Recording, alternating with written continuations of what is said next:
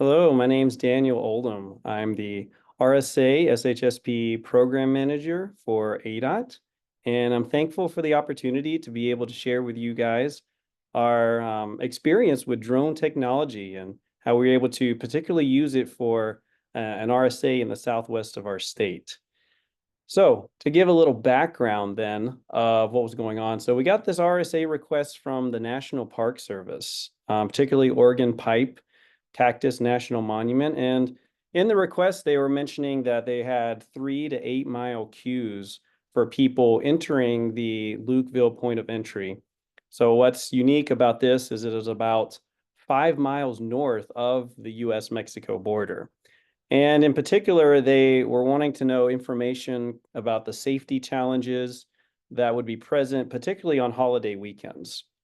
So then we received the request and decided that we were going to actually observe it on one of those holiday weekends. So just to give a little background of the road itself. So SR 85 is roughly 2.5 hours southwest of Tucson and Phoenix.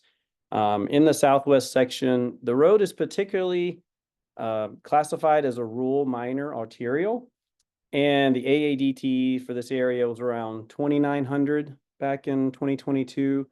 This road connects Buckeye, Gila Bend, and Ajo, for those familiar with the area. And from the pictures, you can see it's beautiful scenery, but very limited residential and commercial facilities. We mentioned that, or in our reports, we found that the major draws obviously were the National Monument and the US-Mexico border. And as the country song rightly indicates, there is no oceanfront property in Arizona. So what our residents have to do for the closest beach, they cross into Mexico into Rocky Point Beach. And looking at numbers from the actual border crossing, in 2021, it was as high as 400,000 vehicles per that whole year use that particular crossing. And the vehicles per day was roughly 5,000. That's the peak that it got the one year. So in gathering this profile data, we decided that this was a great location to be able to particularly do an RSA and, as we're going to look at, use drone technology. So without the drone technology, this is basically what we would have gotten. As you can see from the sides, there really is no area to pull off. You have a little bit of shoulder, no overpasses, there aren't any structures there. But when we went there Memorial Day weekend, we saw queuing as long as 11 miles from the border. The progression of traffic, it took us roughly to go 4 miles, it took about an hour and a half. So you can see here, you're not able to observe very much of what's going on. We would sit, drive a couple feet, stop, drive, stop, and again, we just didn't see a whole lot with this. So then deciding to use the drone technology, there was a couple things we had to work out. So we partnered with BNN Consulting, and so they're the ones that actually had the drone, they had the pilot. They're the ones that actually got permission to fly the area, all the permitting. With this also being close to the border, we had to reach out to Border Patrol and letting them know, hey, we don't want you to shoot our drone down, that what we're going to be doing and how, it's safe. So we were able to get all those special permitting together ahead of time. The drone, the max ceiling was about 400 feet. And so we did want to make sure that everybody knew what was going on before we actually went down. So then actually laying things out in terms of where we're going to actually do our observations, you can see the map here. We picked out 7 different locations, starting one right there near the border and then working back all the way up to about 11 miles north of that location. So from these locations, we got about 20 minutes of recordings for the different directions. So we were able to see the progression of the line and a lot of the formation, so which I'm going to share with you guys next.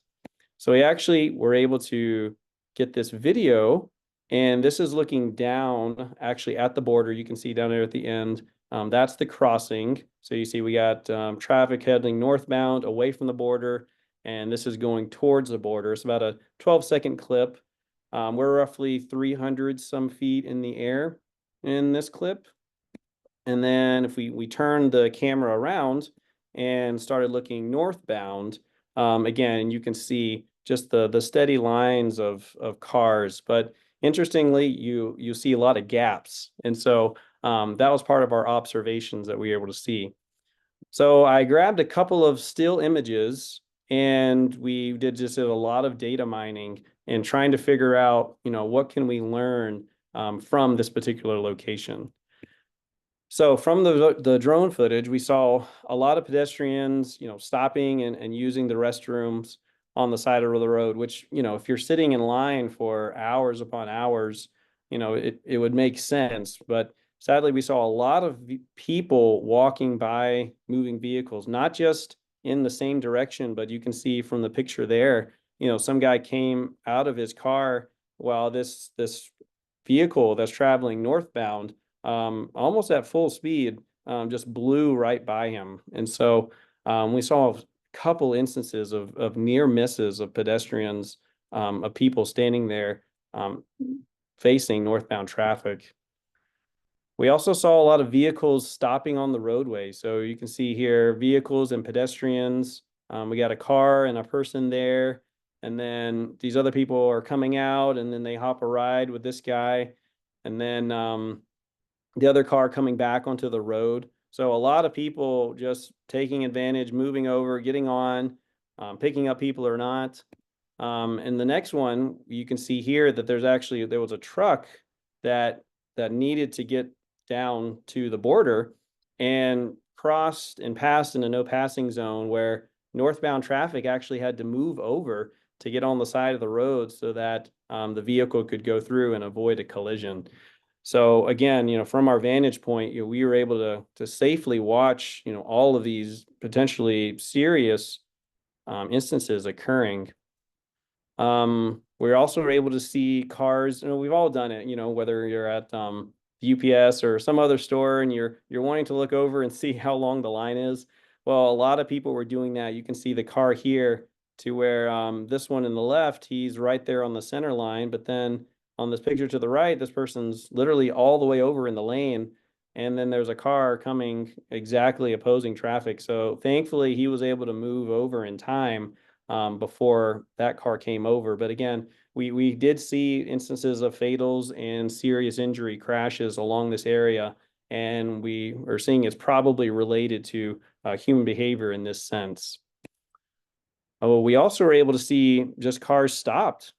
People were they were sitting in line so long, so they just decided to get out of their cars and talk to their neighbors. But, at the same time, that's causing these huge gaps. And the people behind were either getting frustrated or they would just get out and join them. And so you can see here in front of those two white cars, the next two cars have their doors open.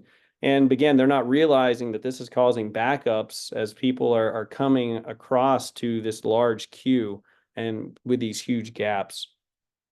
So anyways, kind of just in summary then of kind of what we were able to find and see. So obviously drones, they're not for every RSA.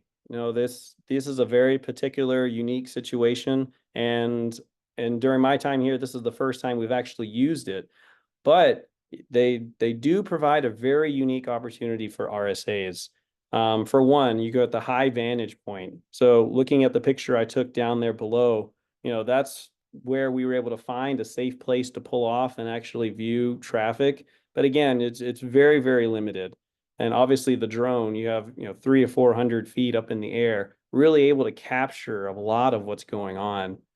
We also were able to avoid traffic congestion. As I mentioned, it taking an hour and a half to go 4 miles.